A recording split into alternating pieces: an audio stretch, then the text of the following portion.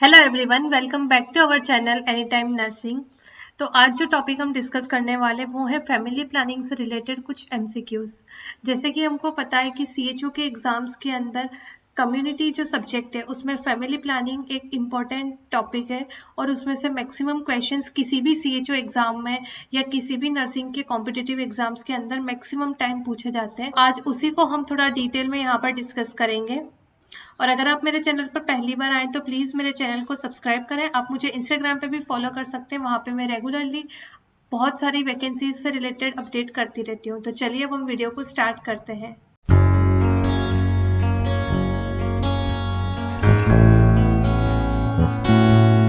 First question, conventional contraceptives are. ठीक है, conventional contraceptives कौन कौन से होते हैं? ऑप्शन दे रखा है ए आईयूसीडी, आईयूसीडी है intra uterine contraceptive devices. Option B है कॉन्डोम्स, ऑप्शन सी है कोइटस इंटरप्टस, ऑप्शन डी है ओसीपी, ओसीपी है ओरल कॉन्ट्रासेप्टिव पिल्स। तो करेक्ट आंसर क्या है यहाँ पे? Option B. कन्वेंशनल कॉन्ट्रासेप्टिव्स जो होते हैं उसके अंदर कौन से इंक्लूड करे जाते हैं? जो मेनली जो बेरियर मेथड होते हैं उनको इंक्लूड करा गया है। Next question, the chemical components of Mala D include.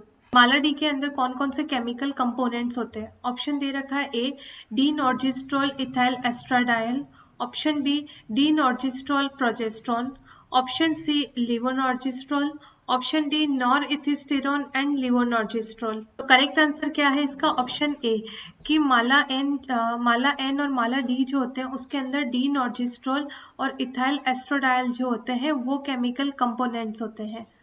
अब यहाँ पे हम थोड़ा सा मालायन के बारे में पढ़ते हैं। ये मालायन जो है एक कंबाइंड पील होती है। कंबाइंड का मतलब इसके अंदर एस्ट्रोजन प्लस प्रोजेस्ट्रॉन दोनों हार्मोन्स कंबाइन करे जाते हैं। इसके अंदर क्या होता है? मेन कंपोनेंट होता है इसका लिवोनॉर्जिस्ट्रोल और एथेनाइल एस्ट्राडाइल। लिवोनॉर्जिस्ट्रोल जो होता है उसका कंटेंट होता है 0.15 mg और एथेनाइल एस्ट्राडाइल जो होता है वो होता है 0.03 mg। अब ये जो पैकेट होता है उसके अंदर टोटल जो होती है 28 टैबलेट्स होती है, जिसमें से 21 जो होती है वो हार्मोनल टैबलेट्स होंगी और 7 जो होती है वो फेरस फ्यूमरेट मतलब जो आयरन जो होता है उसके फॉर्म की टैबलेट्स उसके अंदर प्रेजेंट होती है। और आयरन जो होता है या फेरस फ्यूमरेट जो होता है उसका कंटेंट होता है 60 mg। The first course should be started on the 5th day of the menstrual cycle. ठीक है, कैसे स्टार्ट करते हैं कि मेंस्ट्रुअल साइकिल के 5th डे पे स्टार्ट किया जाता है। 5th डे जो होता है उसको क्या करा जाता है? डे 1 काउंट करा जाता है, डे 1। और यहीं से जो होती है ये जो हम बात करें कि 21 हार्मोनल टैबलेट्स है वहां से स्टार्ट किया जाता है और फिर इन 21 हार्मोनल टैबलेट्स के बाद में 7 डेज कौन सी दी जाती है? Ferrous fumarate. Next question, the commonest complication of IUD insertion is. कि आईयूडी जो होती है इंट्रा यूटेराइन डिवाइसेस की जो इंसर्शन होता है उसका सबसे कॉमन कॉम्प्लिकेशन कौन सा होता है? ऑप्शन दे रखा है A pain, option B bleeding, option C perforation, option D ectopic pregnancy. तो करेक्ट आंसर क्या होगा इसका यहाँ पे? Option B. ब्लीडिंग जो होता है मोस्ट कॉमन कॉम्प्लिकेशन होता है आईयूडी इंसर्शन का। नेक्स्ट क्वेश्चन है the radio opaque material in the copper T is. ठीक है, कॉपर टी क्या है? एक तरह की इंट्रा यूटेराइन डिवाइस है, आईयूडी है। ठीक है, उसके अंदर कौन सा रेडियो ओपेक मटेरियल होता है? रेडियो ओपेक का मतलब क्या होता है कि इंसर्ट करने के बाद में अगर उनका कोई भी स्कैन करा जाता है, स्कैन जैसे कि मान लीजिए एक्सरे करा है या सिटी स्कैन करा है, तो उसके अंदर क्या हो जाता है? वो क्लियरली विजिबल हो जाता है। ठीक है, और ये जो विजिबल होते हैं वो किसकी वजह से होते हैं? इस रेडियो ओपेक मटेरियल की वजह से होते हैं। तो अब जो कॉपर टी होता है उसके अंदर कौन सा रेडियो ओपेक मटेरियल होता है? ऑप्शन दे रखा है A silicon, option B barium sulphate, option C carbon, option D none. तो करेक्ट आंसर क्या होगा इसके अंदर? यहाँ पे option B barium sulphate radio opaque material use किया जाता है कॉपर टी के अंदर। नेक्स्ट क्वेश्चन है the copper T act by. ठीक है, कि कॉपर टी जो है जो हम देख रहे हैं कि आईयूडी है वो कैसे एक्ट करता है? ऑप्शन दे रखा है ए कॉजिंग असेप्टिक एंडोमेट्राइटिस, कि एंडोमेट्राइटिस कॉज करता है। Option B increasing cervical mucus, option C inhibiting tubal motility, option D inhibiting ovulation. तो करेक्ट आंसर क्या होगा इसका यहाँ पे ऑप्शन बी, कि ये जो होती है आईयूडी वो क्या करती है कि सर्वाइकल म्यूकस जो होता है उसको क्या कर देता है, इंक्रीज कर देता है और उसको थिक कर देता है। तो उस थिकनेस की वजह से क्या होता है कि आगे जाके फर्टिलाइजेशन या जो हम इम्प्लांटेशन बोलते हैं वो नहीं हो पाता है। अब यहाँ पर हम थोड़ा सा डिटेल में कॉपर टी को डिस्कस करते हैं। It's a kind of intrauterine device which is included in the second generation. ठीक है, ये किस में इंक्लूड करी गई है, आईयूडी के सेकेंड जनरेशन के अंदर इंक्लूड करी गई। ठीक है, जो इंट्रायूटेराइन डिवाइसेज है ना उसके अंदर 3 जनरेशन है, फर्स्ट जनरेशन, सेकेंड जनरेशन और थर्ड जनरेशन। ये भी 2 तरह की होती है, एक होता है कॉपर टी 200B और सेकेंड होता है कॉपर टी 380 है। जो 200B होता है उसमें क्या होता है, 200 स्क्वायर मिलीमीटर सरफेस एरिया होता है वायर का, मतलब ये इस तरह से होती है, कॉपर्टीज जो होती है वो इस तरह से होती है। ठीक है, ये दोनों क्या होती है, यहाँ जो फेलोपियन ट्यूब होती है उसके अंदर इंसर्ट करी जाती है और यहाँ पे ये क्या होता है, एक थ्रेड होता है जो एक टी की शेप में होता है। तो इसमें क्या होता है, 200 स्क्वायर mm का सरफेस एरिया होता है वायर का, इस वायर का, ये जो वायर है इस वायर का, जिसके अंदर क्या होता है, containing 120 mg of copper and approved for the 4 years। ठीक है, उसके अंदर क्या होता है, 120 mg टोटल कॉपर प्रेजेंट होता है, कॉपर जो मटेरियल है वो प्रेजेंट होता है और वो कॉपर जो होता है वो क्या होता है, स्लोली रिलीज होता रहता है, स्लोली क्या होता है, रिलीज होता रहता है। और वो जो स्लोली रिलीज होता है कॉपर का, वही क्या करता है आगे जाके जो फर्टिलाइजेशन है उसको प्रिवेंट करता है। और ये जो 200B है ये कब तक ड्यूरेबल है, ये अप्रूव्ड है up to the 4 years, 4 years तक ये क्या देता है, कॉन्ट्रासेप्शन प्रोवाइड करता है। सेकेंड बात करते हैं हम 380A की, इसके अंदर क्या होता है, 380 स्क्वायर mm सरफेस एरिया होता है वायर का and approved for the use up to the 10 years, ये टोटल 10 years तक के लिए अप्रूव करी गई है and it is the most commonly used IUD. सबसे कॉमन जो आईयूडी यूज होती है वो कौन सी होती है, कॉपर टी 380A। ये ध्यान रखना, ये जो है मोस्ट कॉमन आईयूडी कौन सी है, ये क्वेश्चन एग्जाम के अंदर आया हुआ है, बहुत इंपॉर्टेंट है। नेक्स्ट क्या है, हम इसका मैकेनिज्म देखते हैं। It works by increasing the viscosity of cervical mucus and copper causes cellular and biochemical changes. ठीक है, ये तो हमने देखा था कि सर्वाइकल म्यूकस को क्या कर देता है, थिक कर देता है, उसकी विस्कोसिटी को इंक्रीज कर देता है। तो उस वजह से क्या होगा कि वहां पे फर्टिलाइजेशन नहीं हो पाएगा। और सेकंड वो क्या करता है कि यूट्रस जो होता है उसके अंदर, यूट्रस की सेल के अंदर और वहां के हार्मोनल्स जो होते हैं बायोकेमिकल, वहां पे क्या करेगा, बायोकेमिकल चेंजेस करवाएगा, तो उस वजह से भी अल्टीमेटली फर्टिलाइजेशन नहीं होगा। अगर हम देखें साइड इफेक्ट्स और कॉम्प्लिकेशन क्या होते हैं इसके, तो सबसे कॉमन जो कॉमनेस्ट साइड इफेक्ट है वो है ब्लीडिंग। ठीक है, ये क्वेश्चन आया हुआ है, ये मैक्सिमम टाइम बहुत सारे एग्जाम्स के अंदर ये क्वेश्चन आया है। और जो सेकंड मेजर साइड इफेक्ट है वो है पेन। ठीक है, उसके साथ साथ में पीआईडी क्या है, पेल्विक इन्फ्लामेटरी डिसऑर्डर्स भी हो सकते हैं, यूटेराइन परफोरेशन हो सकता है, एक्टोपिक प्रेगनेंसी हो सकती है, ये सारे जो है साइड इफेक्ट्स और कॉम्प्लिकेशंस है इसके। Next question, the natural method of contraception is. ठीक है, ऑप्शन दे रखा है, A coitus interruptus, option B breast feeding, option C both A and B, option D condom. तो करेक्ट आंसर क्या है इसका, ऑप्शन सी, कि कोइटस इंटरप्टस और ब्रेस्ट फीडिंग ये दोनों क्या है, नेचुरल मेथड है कॉन्ट्रासेप्शन का। जबकि ऑप्शन डी जो है ये एक तरह का बेरियर मेथड है, ये एक तरह का क्या है, बेरियर मेथड है। और ये दोनों मेथड कैसे हैं, natural method, natural method. Next question, the barrier method are all except. ठीक है, कि बेरियर मेथड के अंदर क्या क्या इंक्लूड करा जाता है, एक्सेप्ट, कि कौन सा नहीं किया जाता है। ऑप्शन दे रखा है, A diaphragm, option B foam tablets, option C vaginal sponge, option D Lippes loop. तो करेक्ट आंसर क्या होगा यहाँ पे, ऑप्शन डी, जो लिप स्लोप जो होता है वो बैरियर मेथड के अंदर नहीं इंक्लूड करा जाता है।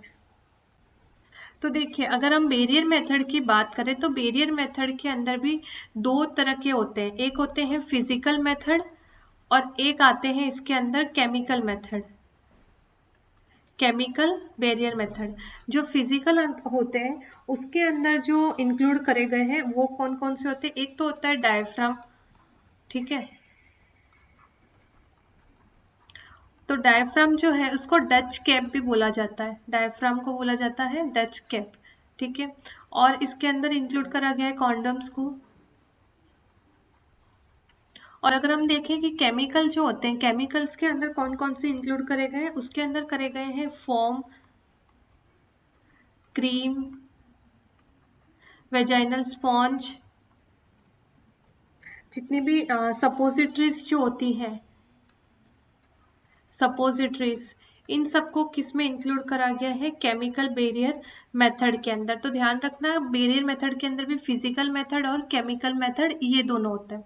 और अगर हम बात करें लिप्स लूप की, जो हम बोल रहे हैं कि वो बैरियर मेथड में नहीं इंक्लूड करा जाता है, तो लिप्स लूप जो होता है वो इंक्लूड करा जाता है इंट्रा यूटेराइन डिवाइसेस के अंदर, उसको करा जाता है इंट्रा यूटेराइन डिवाइसेस के अंदर इंक्लूड करा जाता है, ठीक है। और जैसे हमने पहले देखा कि इंट्रा यूट्राइन डिवाइसेस के अंदर क्या होती है? 3 जनरेशन होती हैं, फर्स्ट, सेकेंड और थर्ड। तो जो फर्स्ट जनरेशन होता है उसके अंदर आता है लिप्स लूप। जो लिप्स लूप है वो किसके अंदर आता है? जो फर्स्ट जनरेशन है उसके अंदर आता है, ठीक है।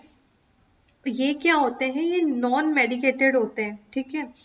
ये कैसे होते हैं? लिप्स लूप क्या होते हैं? नॉन मेडिकेटेड, मतलब इसके अंदर कोई मेडिसिन वगैरह नहीं होती है, नॉन मेडिकेटेड होते हैं, ठीक है।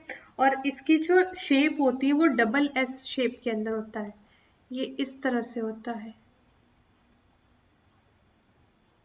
ठीक है, ये इस तरह से होता है। और यहाँ पे एंड में एक थ्रेड होता है, ठीक है, और ये यहाँ पर इस तरह से होता है, ये होता है लिप्स लूप। नेक्स्ट है the drug in the nor plant subdermal implant hormonal contraceptive is, ठीक है। ये कौन से है? Nor plant subdermal implant hormonal contraceptives. ये जो होते हैं, जो हमारी अपर आर्म होती है वहां पे क्या होते हैं? इम्प्लांट करे जाते हैं, इस तरह से होता है, जैसे कि ऑलपिन वगैरह जो होती है इस तरह से होते हैं, उनको इम्प्लांट करा जाता है, ठीक है। और वो स्लोली क्या होते हैं? हॉर्मोन्स को रिलीज करते हैं। अब उसके अंदर कौन सी ड्रग होती है? तो ऑप्शन दे रखा है A norethisterone, option B ओरिथाइनोरिडेल, option C medroxyprogesterone, option D levonorgestrel. तो करेक्ट आंसर क्या है इसका? ऑप्शन डी, ठीक है। जो इम्प्लांट्स होते हैं उसके अंदर क्या प्रेजेंट होता है? लीवोनॉर्जिस्ट्रॉल होता है। और लीवोनॉर्जिस्ट्रॉल क्या करता है? स्लोली रिलीज होता है और फर्टिलाइजेशन को प्रिवेंट करता है। ये जो इम्प्लांट्स होते हैं ये क्या होते हैं? टैबलेट्स की फॉर्म में होते हैं, ठीक है। और टोटल कितने टैबलेट्स होते हैं? ये 6 होते हैं, ठीक है। और ये जो 6 टैबलेट्स होते हैं ये कब तक कॉन्ट्रासेप्शन प्रोवाइड कराते हैं? Up to the 5 years. 5 years तक क्या करता है? ये कॉन्ट्रासेप्शन को प्रोवाइड करता है। और ये क्या होते हैं? लॉन्ग टर्म कॉन्ट्रासेप्शन प्रोवाइड करते हैं। Next question, the most common method of sterilisation practised in India. India के अंदर मोस्ट कॉमन मेथड कौन सा है स्टेरिलाइजेशन का? ऑप्शन दे रखा है A female sterilisation, option B male sterilisation, option C both equally common, option D none of above. तो करेक्ट आंसर क्या है इसका? ऑप्शन ए फीमेल स्टेरिलाइजेशन जो होता है वो मोस्ट कॉमनली इंडिया के अंदर प्रैक्टिस करा जाता है। अब देखिए जो फीमेल स्टेरिलाइजेशन होता है उसको ट्यूबेक्टोमी भी बोला जाता है। ट्यूबेक्टोमी, ट्यूबेक्टोमी नाम से ही पता चल रहा है कि ट्यूब का क्या कर रहे हैं? ट्यूब को रिमूव कर रहे हैं, ठीक है। या तो ट्यूब को ही रिमूव कर देंगे या ट्यूब के कुछ पार्ट को रिमूव करेंगे। एक्टोमी का मतलब क्या होता है? रिमूवल होता है, ठीक है। तो ट्यूब का हो रहा है रिमूवल यहाँ पे।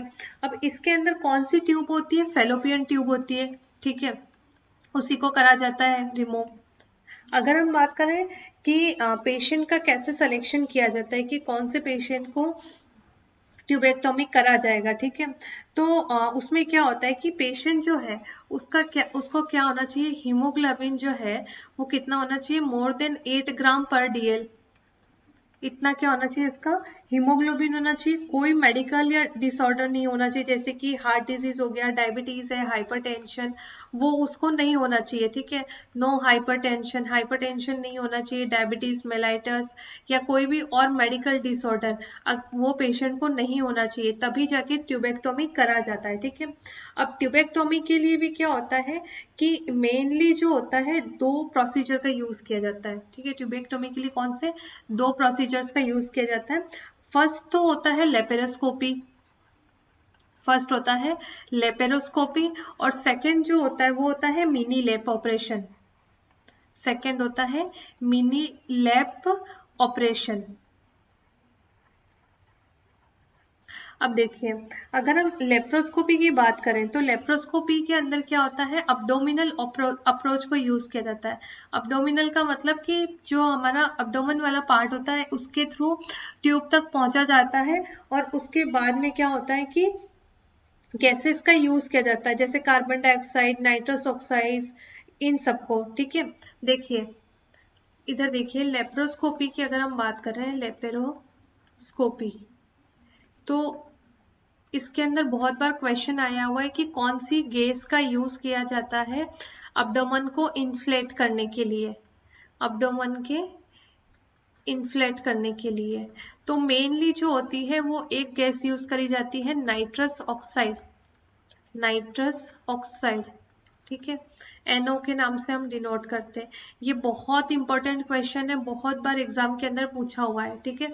कौन सी गैस का यूज किया जाता है? नाइट्रस ऑक्साइड, बट बहुत बार कार्बन डाइऑक्साइड का भी यूज किया जा सकता है, ठीक है। तो कंफ्यूज नहीं होना, अगर दोनों ऑप्शन आते हैं तो हमें नाइट्रस ऑक्साइड को सेलेक्ट करना है। अब देखिए, नाम से पता चल रहा है लेप्रोस्कोपी है, तो कौन से इंस्ट्रूमेंट का यूज किया जाएगा? लेप्रोस्कोप, लेप्रोस्कोप इंस्ट्रूमेंट का यूज किया जाएगा, ठीक है। और देखिए, अगर हम बात करें सेकंड जो है मिनी लेप, मिनी लैप ऑपरेशन, अब ये भी जो है इसके नाम से पता पड़ रहा है कि मिनी मतलब स्मॉल, लैप मतलब लेप्रोस्कोपिक ऑपरेशन। इसमें क्या करते हैं, सिर्फ जो लोकल एनेस्थीसिया जो होता है ना वही दिया जाता है पेशेंट को, ठीक है। और ये जो होता है लेप्रोस्कोपी से छोटा ऑपरेशन होता है, ठीक है। और इसके अंदर क्या होता है, जो इंसिजन लगाया जाता है वो भी क्या होता है, बहुत स्मॉल एब्डोमिनल इंसिजन को लगाया जाता है, स्मॉल एब्डोमिनल इंसिजन को लगाया जाता है, ठीक है। इसलिए इसका नाम मिनी लैप ऑपरेशन रखा गया है। Next question, in which year a nationwide family planning programme was launched in India? India में nationwide family planning programme को कब लॉन्च करा गया था? ऑप्शन दे रखा है A 1948, option B 1950, option C 1952, option D 1955। तो करेक्ट आंसर क्या है इसका? Option C. जो फैमिली प्लानिंग प्रोग्राम जो था वो इंडिया में 1952 के अंदर लॉन्च करा गया था। और इसका जो सबसे मेन जो गोल था, फैमिली प्लानिंग प्रोग्राम का जो मेन गोल था वो क्या था? To reduce the birth rate, ठीक है। जो बर्थ रेट है उसको रिड्यूस करने के लिए ये प्रोग्राम स्टार्ट करा गया था। पॉपुलेशन जो ओवर पॉपुलेशन हो रही थी उसको कंट्रोल करने के लिए कब करा गया था? 1952 के अंदर। Next question, the OCP increases the risk of which carcinoma? OCP क्या है? ओरल कॉन्ट्रासेप्टिव पिल्स, ठीक है। वो कौन से कार्सिनोमा के रिस्क को इंक्रीज करता है? ऑप्शन दे रखा है A CA endometrium, option B CA cervix, option C breast, option D ovarian carcinoma. तो करेक्ट आंसर क्या है इसका? ऑप्शन सी, कि ओसीपी जो होते हैं वो ब्रेस्ट कैंसर के रिस्क को क्या कर देता है? इंक्रीज कर देता है। जबकि एक और चीज है कि ओसीपी जो होता है वो एंडोमेट्रियम और कोलोरेक्टल, इनके चांसेस को क्या कर देता है? एंडोमेट्रियम, कोलोरेक्टल और ओवेरियन, इन तीनों के चांसेस को के कैंसर के चांसेस को क्या कर देता है? डिक्रीज कर देता है। बट किसके चांसेस को इंक्रीज कर देता है? ब्रेस्ट कैंसर के चांसेस को इंक्रीज कर देता है। Next question. A newly married healthy couple is asking for the best method of contraception and which one of the following method the nurse will advise? ठीक है, कि न्यूली मैरिड कपल है और उनके लिए बेस्ट मेथड कौन सा होता है। ऑप्शन दे रखा है A barrier method, option B rhythm method, option C intrauterine devices, option D combined oral pills. तो करेक्ट आंसर क्या होगा इसका यहाँ पे ऑप्शन डी, कि हमेशा जो न्यूली मैरिड कपल होते हैं उनको कंबाइंड ओरल पिल्स जो होती हैं उनके बारे में एडवाइस किया जाता है। Next question, in a delivered lactating mother oral pills of choice is, ठीक है, कि एक लैक्टेटिंग मदर है उसके अंदर कौन सी ओरल पिल्स का यूज किया जाता है। ऑप्शन दे रखा है 1 pill per month, option B mini pill, option C combination pill, option D sequential pill. तो करेक्ट आंसर क्या है इसका ऑप्शन बी, मिनी पिल्स का यूज किया जाता है लैक्टेटिंग मदर के अंदर। अब देखिए यहाँ पे हम थोड़ा सा मिनी पिल को डिस्कस करते हैं। Mini pill is also called as progesterone only pill, ठीक है, इसको क्या बोला जाता है, प्रोजेस्ट्रॉन ओनली पिल भी बोला जाता है। It thickens the cervical mucus to prevent the entry of sperm and also sometimes suppress the ovulation, ठीक है, मैकेनिज्म क्लियर हो रहा है कि क्या करता है, सर्वाइकल म्यूकस को क्या कर देता है, थिक कर देता है ताकि स्पर्म की एंट्री नहीं हो पाए। और सेकंड क्या करता है, ये कभी कभी जो ओव्यूलेशन है उसको भी क्या कर देता है, सप्रेस कर देता है। Each tablet contain norethindrone 0.35 mg, ठीक है, इसमें क्या होता है, टोटल 28 एक्टिव पील्स होती है और हर टैबलेट के अंदर क्या होता है 0.35 mg जो है नॉरहेथिंड्रोन उसके अंदर प्रेजेंट होता है। It is used in old age people with increased risk of thrombosis and heart disease and during the lactation, ठीक है, कि किस किस में यूज किया जाता है, एक तो ओल्ड एज के अंदर, ठीक है, जिनको थ्रोम्बोसिस होने के चांसेस ज्यादा होते हैं उन पेशेंट्स के अंदर, हार्ट डिजीज वाले केसेस के अंदर, और अगर लैक्टेशन है तो उस टाइम पे भी मिनी पिल्स का क्या करा जाता है, यूज किया जाता है। Next question, the oral pills inhibit the pregnancy bye, ठीक है, कि ओरल पिल्स जो होते हैं वो कैसे वर्क करते हैं। ऑप्शन दे रखा है A inhibiting the ovulation, option B by destroying the sperm, option C by destroying the zygote, option D all of above. तो करेक्ट आंसर क्या होगा इसका ऑप्शन ए, ओरल पिल्स जो होते हैं वो क्या करते हैं, ओव्यूलेशन जो होते हैं उसको क्या करते हैं, इनहिबिट करता है। ओव्यूलेशन होगा ही नहीं तो आगे जाके क्या नहीं होगा, फर्टिलाइजेशन, और जब फर्टिलाइजेशन नहीं होगा तो इम्प्लांटेशन भी नहीं होगा। अब यहाँ पे अगर हम थोड़ा सा ओरल पिल्स के बारे में देखें तो ओरल पिल्स के अंदर क्या होता है, केमिकल्स होते हैं that are similar to the natural hormone oestrogen and progesterone, ठीक है, उसके अंदर एस्ट्रोजन और प्रोजेस्टेरोन की तरह ही क्या होते हैं, कुछ केमिकल्स होते हैं। अब ये वर्क कैसे करता है, it acts by preventing the ovulation, वो हमने देखा कि ये ओव्यूलेशन को प्रिवेंट करता है, बट वो कैसे करता है, by blocking the pituitary secretion of gonadotropin, और कौन से गोनेडोट्रोपिन, FSH और LH।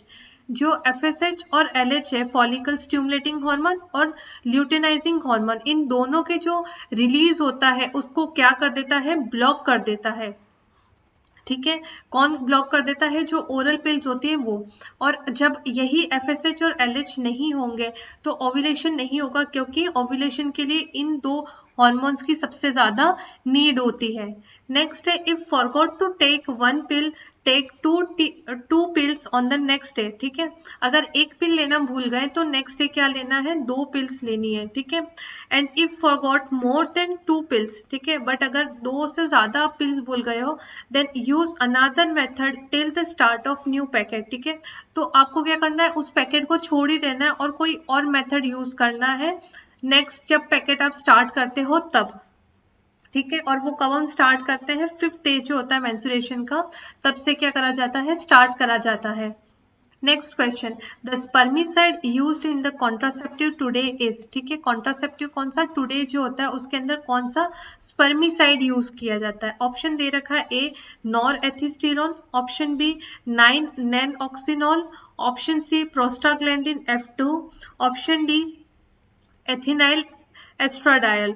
तो करेक्ट आंसर क्या है इसका ऑप्शन बी, जो टुडे होता है उसके अंदर 9-नैनऑक्सिनॉल जो होता है वो यूज करा जाता है, और वो क्या होता है, एक तरह का स्पर्मिसाइड होता है, ठीक है, क्या होता है, स्पर्मिसाइड।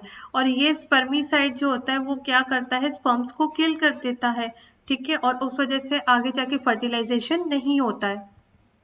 अगर हम यहाँ पे टुडे की बात करें तो टुडे है क्या, ये एक तरह का वेजाइनल कॉन्ट्रासेप्टिव स्पॉन्ज है, ठीक है, जिसके अंदर क्या होता है 1000 mg of nonoxynol 9 which kills sperm on the contact होते ही क्या करता है, स्पर्म को ये किल कर देता है।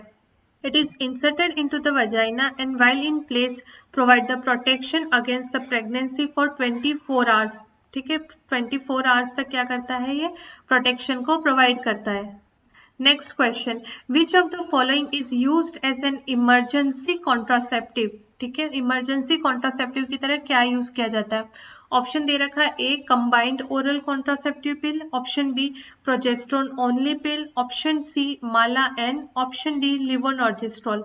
तो करेक्ट आंसर क्या होगा इसका, ऑप्शन डी, लिवोनॉर्जिस्ट्रोल जो होता है उसको एज एन इमरजेंसी पिल जो होता है वो यूज किया जाता है। अगर हम बात करें इमरजेंसी कॉन्ट्रासेप्शन जिसको हम बोलते हैं पोस्ट कोइटल कॉन्ट्रासेप्शन, तो ये क्या होना चाहिए, it should be taken with in the 72 hours of the coitus, ठीक है, कोइटस के विद इन 72 आवर्स के अंदर इसको लेना होता है। The pills are more effective as much as early taken, जितना जल्दी आप पिल ले लेंगे उतना जल्दी वो क्या होगा, इफेक्टिव होगा।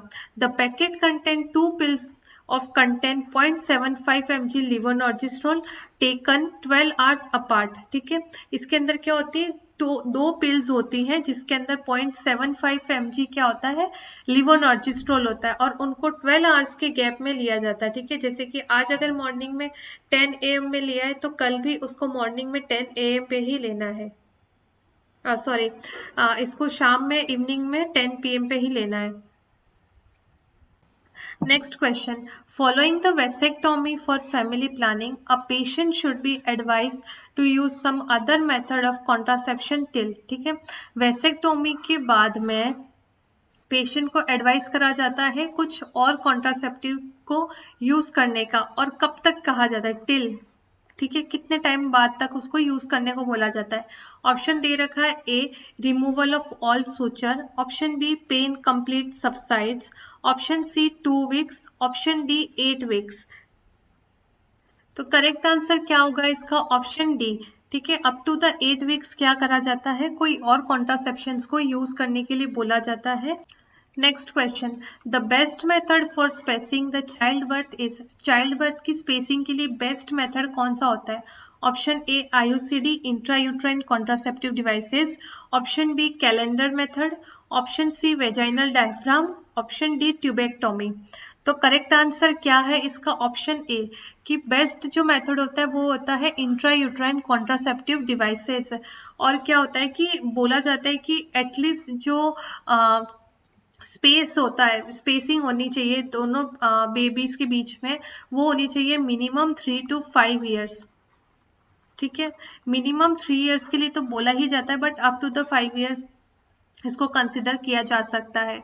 Next question, IUCD of choice in woman with the menorrhagia is, ठीक है, पेशेंट है जिसको कौन सी कंडीशन है, मिनोरेजिया, और मिनोरेजिया के अंदर क्या होता है, एक्सेस हैवी ब्लीडिंग होती है, ठीक है, उस पेशेंट के अंदर कौन सी आईयूसीडीज को इंसर्ट करने के लिए या कौन सी चॉइस होती है। ऑप्शन दे रखा है A Lippes loop, option B copper T 200, option C copper T 380A, option D progesterone containing IUCD. तो करेक्ट आंसर क्या होगा इसका, ऑप्शन डी, कि मिनोरेजिया वाले पेशेंट्स के अंदर आईयूसीडी जिसके अंदर प्रोजेस्ट्रॉन होता है उनको एडवाइस करा जाता है। अब ये जो प्रोजेस्ट्रॉन कंटेनिंग आईयूसीडीज होते हैं वो क्या होते हैं, थर्ड जनरेशन आईयूडी होते हैं, वो होते हैं थर्ड जनरेशन आईयूडी, और उनके अंदर क्या होता है, प्रोजेस्ट्रॉन होता है जो क्या होता है, स्लोली रिलीज होता है, स्लोली रिलीज होता है और वो फर्टिलाइजेशन को प्रिवेंट करता है। तो हमारा आज का वीडियो यहीं पे एंड होता है। उम्मीद है आपको पसंद आया होगा। अगर पसंद आए तो प्लीज़ इसको लाइक करें, अपने फ्रेंड्स के साथ में शेयर करें, और अगर आपने मेरे चैनल को सब्सक्राइब नहीं करा है तो प्लीज़ मेरे चैनल को सब्सक्राइब करें। तो चलिए अब मिलते हैं नेक्स्ट वीडियो में।